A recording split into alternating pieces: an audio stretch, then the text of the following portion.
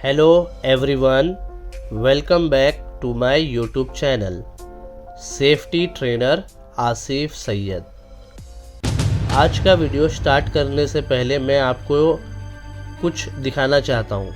ये देखिए,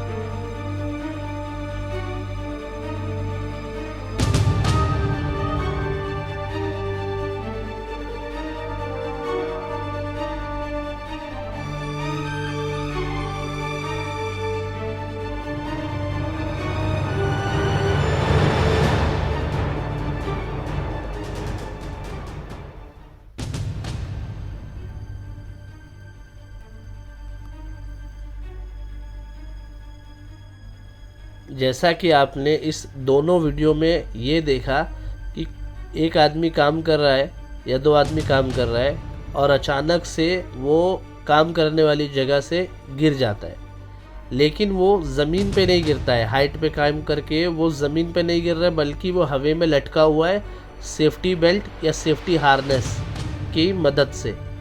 अब जब वो लटका हुआ है तो उस लटक जाने के बाद क्या वो गिर के तो मरा नहीं है, लेकिन क्या वो ऊपर है तो क्या वो सुरक्षित है?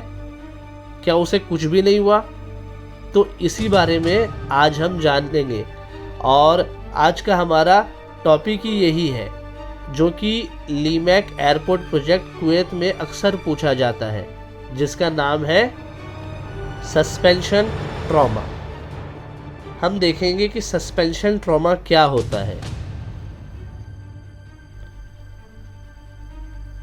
सबसे पहले हम देखेंगे कि सस्पेंशन ट्रॉमा का और भी कुछ नाम, जैसे सस्पेंशन ट्रॉमा को हम सस्पेंशन सिंड्रोम भी कहते हैं।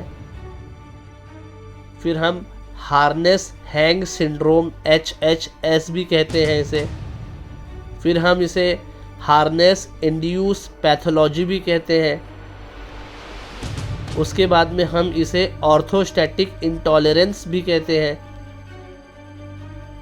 उसके बाद में हम ऑर्थोस्टैटिक शॉक भी कहते हैं। और लास्ट में हम देखेंगे कि यूके में जो सस्पेंशन ट्रॉमा है ना, ट्रॉमा वर्ड को रिप्लेस कर दिया है लोगों ने, इसकी जगह डाल दिया है सिनकपी। जैसे कि सस्पेंशन सिनकपी या प्री सिनकपी, इस दो नाम से हम इसे जानते हैं। और ये सिनकपी क्या होता है, ये देखिए। जब कोई लॉस ऑफ कॉन्शियसनेस हो जाता है शॉर्ट पीरियड ऑफ टाइम के लिए, थोड़ी देर के लिए कोई बेहोश हो जाता है अचानक से, उसे वो लोग सिनकपी होता है। ये कब होता है कि अचानक से चेंजेस हो जाता है blood flow from the brain, दिमाग में खून नहीं पहुंचता है, उसके वजह से सिनकपी होता है। या उसे हम फेंटिंग भी कहते हैं या तो फिर पासिंग आउट भी कहते हैं। देखिए, जब कोई हाइट पे काम कर रहा है, अब वो चाहता है कि वो नीचे गिर के चोटिल यानी इंजरी उसे ना हो, या कोई मेजर इंजरी जिसकी वजह से उसकी मौत भी हो सकती है, उसकी जान जा सकती है, ऐसा ना हो, उसको प्रिवेंट करने के लिए पहला स्टेप ही है कि वो पर्सनल फॉल अरेस्टर सिस्टम में फॉल हो जाए। अब पर्सनल फॉल अरेस्टर सिस्टम जैसे कि सेफ्टी हार्नेस में वो हैंग हो जाए। यही एक पहला स्टेप है जो उसको चोटिल होने से और इवन मरने से बचाएगा। लेकिन जब वो हवा में सस्पेंडेड है तो उसको चोट नहीं लगा या वो मरा नहीं, ऐसा नहीं है, तो क्या लटके रहने से भी वो नहीं मरेगा या उसे इंजरी नहीं होगी? नहीं, ऐसा बिल्कुल भी नहीं है। देखिए, क्या होता है कि जो फॉलन वर्कर होता है ना, वो भी मर सकता है अगर वो सस्पेंडेड है तब भी। किसे? अगर उसको रेस्क्यू नहीं किया गया टाइम पर। इसीलिए सस्पेंशन ट्रॉमा जो है ना, वो लाइफ थ्रेटनिंग इमरजेंसी हो सकता है अगर हम इसे हैंडल नहीं करेंगे प्रॉपरली। इसके लिए फॉल प्रोटेक्शन प्लान हमेशा इंक्लूड किया जाना चाहिए और प्लान करना चाहिए रेस्क्यू के लिए। मैं उम्मीद करता हूँ आपको पर्सनल फॉल अरेस्टर सिस्टम पता होगा। अगर आप नहीं जानते तो एक बार ये हम देख लेते हैं। देखिए, ये है पर्सनल फॉल अरेस्टर सिस्टम का। इसका मतलब क्या है? ये एक ऐसा सिस्टम है जो आदमी को अरेस्ट कर लेता है, मतलब रोक लेता है गिरने से। ठीक है, अगर वो वर्किंग सरफेस पर हाइट पे काम कर रहा है तो। और ये PFAS personal fall arrester system क्या हो सकता है? बॉडी हार्नेस हो सकता है, एनकरेज है, कनेक्टर है। जैसे कि कनेक्शन जो होता है ना, क्या हो सकता है? लैनियार्ड हो सकता है, और डिसलेशन डिवाइस हो सकता है जिसे हम लाइफलाइन कह सकते हैं, और कोई भी कॉम्बिनेशन इसमें से। आइए अब हम देखेंगे कि सस्पेंशन ट्रॉमा क्या होता है।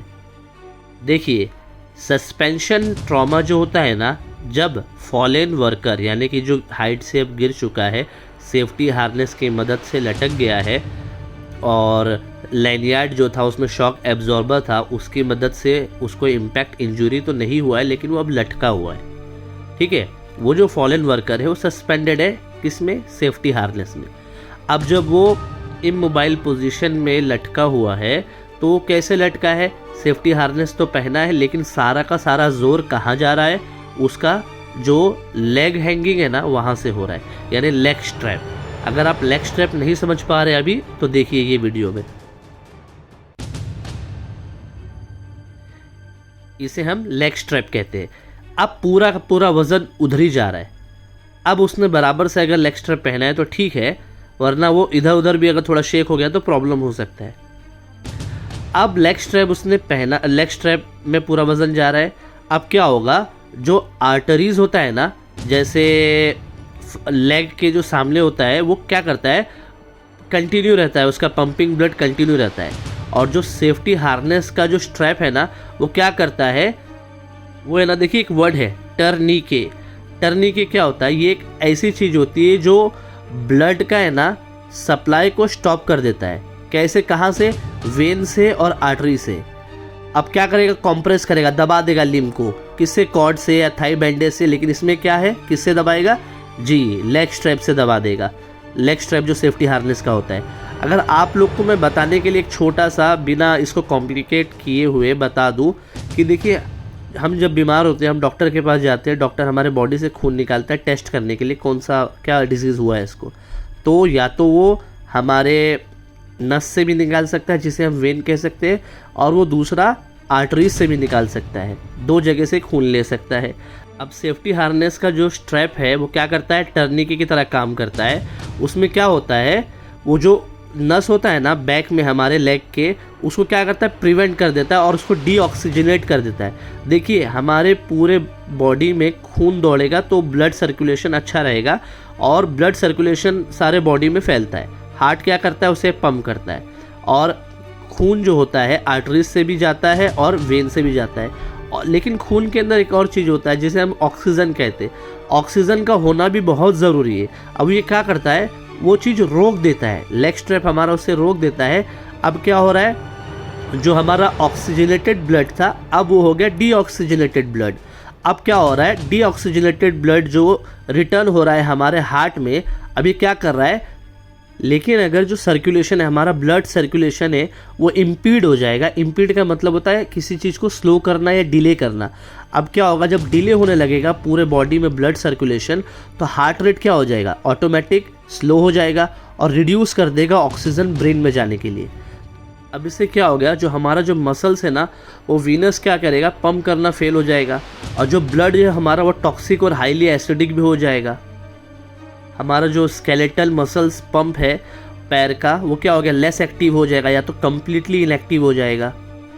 इसीलिए ना सस्पेंशन ट्रॉमा को ट्रीटेड करना है इमरजेंसी के तौर पे, वरना क्या होगा? ये सारी चीज़ होने के वजह से अगर सस्पेंशन ट्रॉमा हो गया, और ये फैटल भी हो सकता है 10 मिनट के अंदर भी, या तो ये भी देखा गया कि सस्पेंशन ट्रॉमा की वजह से मौत भी हो सकती है अगर उसको नहीं बचाया हम लोग ने 15 से 40 मिनट के अंदर तक में।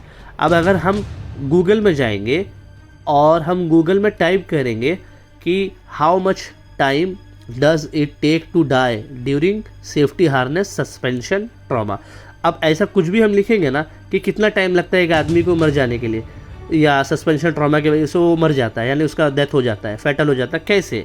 तो देखिए इसमें क्या लिखा है, it can be fatal in as little as 10 minutes, 10 minute के अंदर ही हो जाता है। अब वो हो सकता है 2 मिनट लगे, 3 मिनट लगे, जैसा आदमी जिस झटके में गिरा है उसके वजह से। और जो सस्पेंशन ट्रॉमा है ना, 15 से 40 मिनट के अंदर उसकी मौत भी हो जाती है। जाते जाते हमें इस बात का भी ख्याल रखना है, जब कोई वर्कर हाइट पे काम करते वक्त अचानक से गिर जाता है और सेफ्टी हार्नेस की मदद से वो सस्पेंडेड हो जाता है, यानी कि हवा में लटका हुआ रहता है, उस वक्त सिर्फ लेग स्ट्रैप यानी सेफ्टी हार्नेस के लेग स्ट्रैप्स की मदद से ही उसका खून नहीं रुकता है। ज़्यादा चांसेस ये भी है कि जो उसका हाथ यानी उसका आर्म पीट के वहाँ से भी उसका खून रुक सकता है। तो इस बात का भी आपको ख्याल रखना है। सिर्फ लेग स्ट्रैप की मदद से खून नहीं रुकता है, यानी जो चेस्ट स्ट्रैप होता है वहाँ से भी कभी कभी इस तरीके से आदमी लटका हुआ होता है कि वो हाथ का हिस्सा जो हमारा बगल जिसे हम कहते हैं हिंदी में, वहाँ पे भी खून रुकने का चांसेस हो सकता है। उम्मीद करता हूँ आपको सस्पेंशन ट्रॉमा का कॉन्सेप्ट अच्छे से समझ में आ गया होगा। बहुत बहुत शुक्रिया इस वीडियो को देखने के लिए। अगर आपको ये वीडियो बहुत ही यूज़फुल लगा होगा तो आप मेरे इस YouTube चैनल को सब्सक्राइब करिए, इस वीडियो को लाइक करिए, शेयर करना बिल्कुल भी ना भूलिएगा। मिलते हैं अगली वीडियो में किसी और टॉपिक के साथ।